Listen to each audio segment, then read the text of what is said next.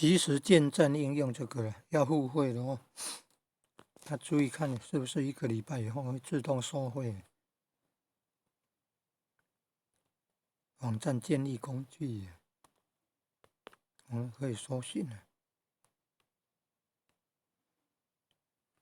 那先看人家的评论评语，人家评论评语通常都是缺失啊，有问题的地方，或者是建议需要改进的地方。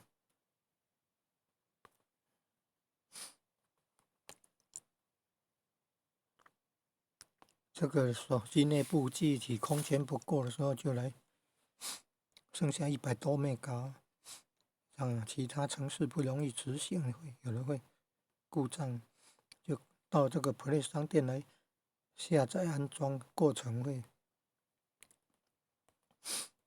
会怎么样呢？会跑到那个要求释放空间，要求释放手机内部空间。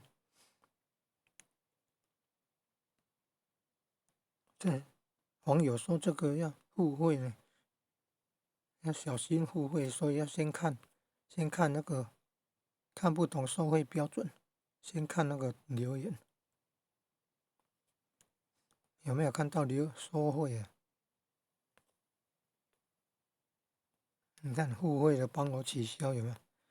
付费的帮我取消有没有？要注意啊，注意这个付费的事情。